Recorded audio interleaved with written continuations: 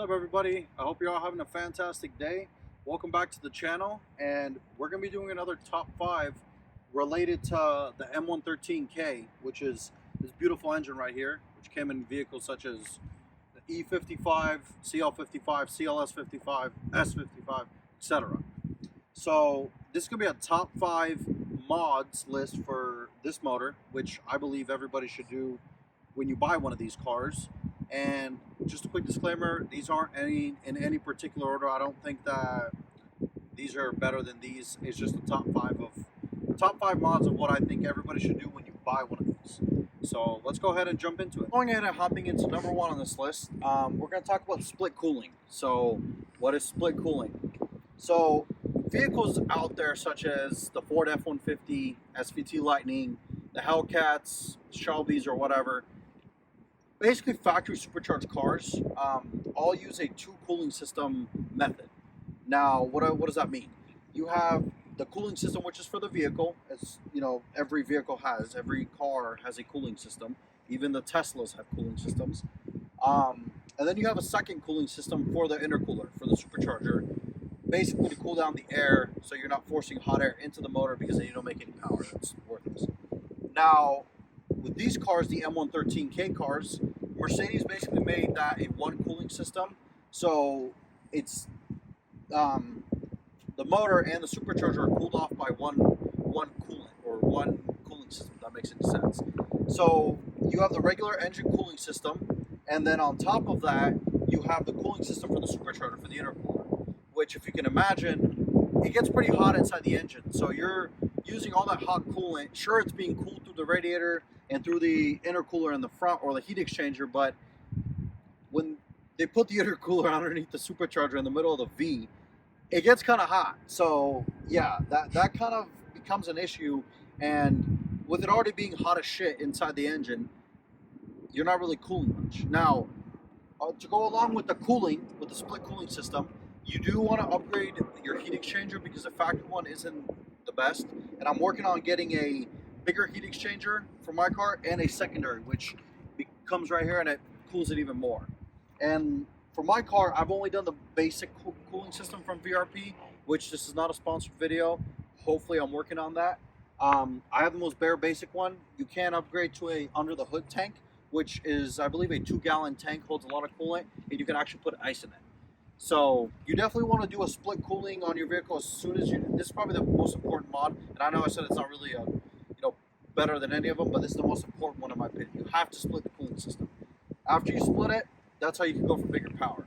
And speaking of bigger power, we're going to transition on to the second mod on this list. The second mod is a pulley. So it being a supercharged car means that it's a lot more power happy than, let's say, the 211 E63 with the naturally aspirated M156, because those motors, while they're great and they make 500 horsepower, out of the box, they're naturally aspirated, which means that it takes a lot more. You have to build the motor, whereas the M113K cars, they're supercharged. So all you have to do is a tune and a pulley, and you're already making over 100 extra horsepower. I mean, it's that simple, or even not 100, maybe like 50 or 60 more. But it's a good increase, where all you have to do is change this thing right here, which is a pulley. You have to change that and a tune, and you're already making more power. You shouldn't do that until you upgrade your cooling system, though. Please don't do that. That's how you basically grenade the motor, because more boost means more power, more heat means melted pistons, throwing rods, not good things that you want happening. Now, in terms of pulleys, my car has a upgraded UPD or UMD 77mm clutch pulley. Now, what does clutch mean? Again, we're going to go back to the F-150 Lightning. That is a fixed pulley system. It means that the supercharger is consistently on. It's being spun by the crankshaft through a belt, and it's on consistently. You have boost throughout the whole RPM. It's not like a turbo where it kind of engages at like 3,000 RPM. This system that Mercedes designed is sort of like a turbo, because the supercharger has a clutched pulley. So think about it like a AC compressor. And I apologize for the wind. It's monsoon season in Las Vegas out of nowhere. So with a clutch pulley, it's like an AC. It engages when it's on demand. So when the ECU tells the clutch right here, basically, when it tells the clutch engage, it's a magnetic clutch. it engages, and you have boost, which a lot of people are like, man, it's kind of a weird feeling when it engages. It kind of bucks a little bit. That's normal. That's what happens when you drive a clutch pulley car.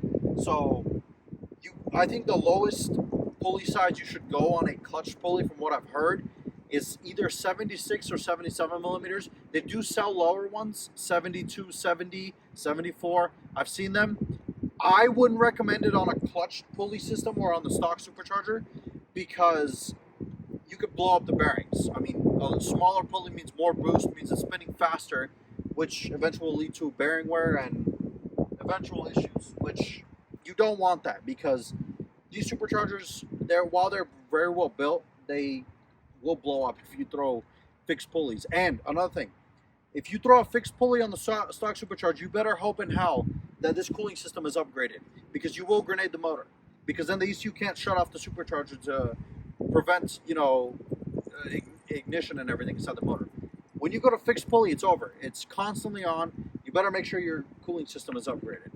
Now, along with all that greatness of making power, you need to be able to release all of that power from the car, right?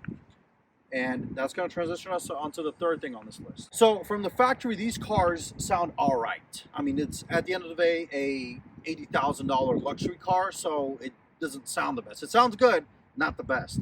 One thing you could do is you could go on eBay and type in Mercedes M113K E55 or whatever model you have, long tube headers. That's the third thing on this list, is long tube headers. I think everybody that owns an M113K has to do long tube headers. It sounds amazing. Even if you keep the stock exhaust, go ahead and do long tube headers, because it makes the sound a lot more angrier and it sounds nasty. It just sounds crazy. I mean, I'm going to throw in a clip right here of what this car sounds like. And to be fair, my car is basically a straight pipe with long tube headers, no cats, 6 C63 mufflers. But long tube headers sound crazy. I mean, just go ahead and Google Mercedes E55 long tube headers. You'll see it sounds crazy. Now, I did mention mine has C63 mufflers. That's another thing that I'm going to basically correspond with long tubes. The stock mufflers on these cars sound good, but everybody seems to upgrade to W204 C63 mufflers because they sound a lot more raspy, and it sounds a lot, it pops more. Basically, during the startup, it'll have a little pop. It'll pop more when you're kind of, just throughout the rev range. So those are great. I think that's another thing you should do. Not for everybody, depending on how you want your car to sound. If you don't care for pops or anything like that, don't do it. But the C63 mufflers are definitely a fantastic upgrade. And I'm going to throw in a clip right here, and you guys are going to hear exactly what this car sounds like.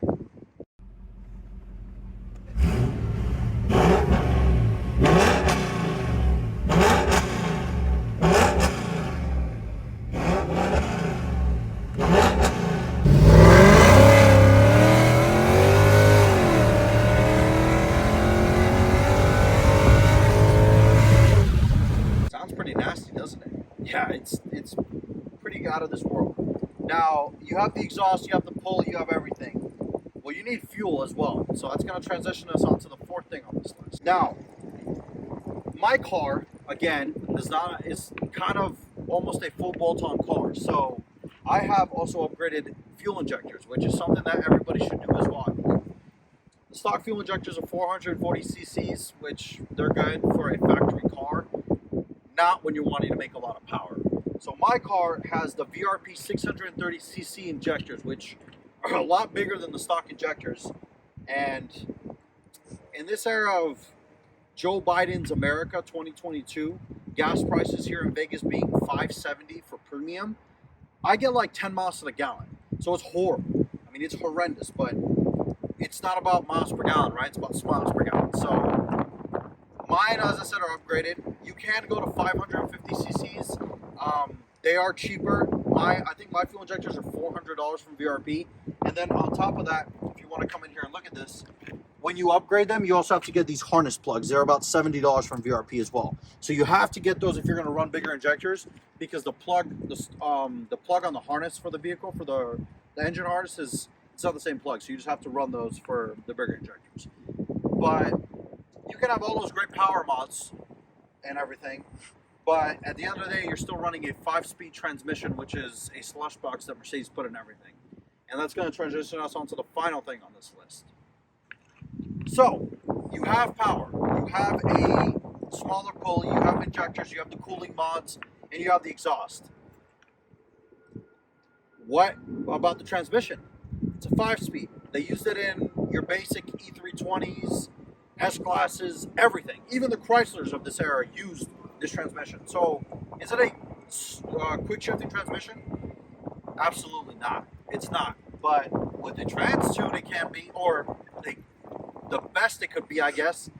So my car has a TCU tune from TJ Mary, MK Ultra Electronics, and I think it is by far the best in the industry. You can't get better TransTune than this. At least I don't think so.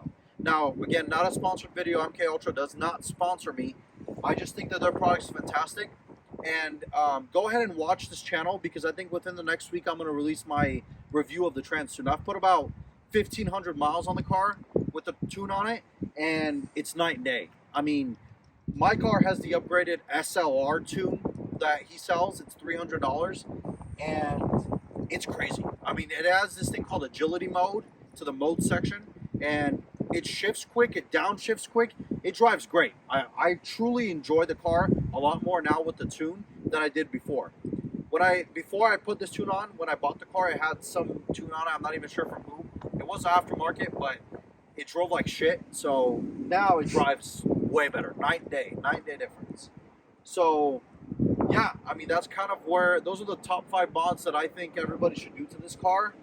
And there's obviously so many more. I mean, you could do an intake system, which I'm thinking about it, but even with the intake, it's sort of a weird give or take, because I've heard different things. I've heard you can hear the supercharger more pronounced, but then you also have an issue of it heat soaks easier, because you have the VRP system is a metal tube, which it looks absolutely badass, and I don't know if it's true, if it actually lowers your like your power because of the heat.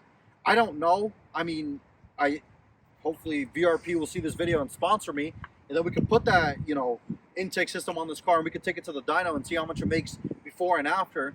But I've heard different things. I think it looks absolutely badass, and they even sell a full aluminum one or even a carbon fiber one, which looks out of this world. I think it looks awesome. So yeah, that might be the next mod. Obviously you guys can see mine has visual mods to it. This is more pertaining only to the E55. So mine has a sub-near front E63 bumper, as well as the front carbon lip.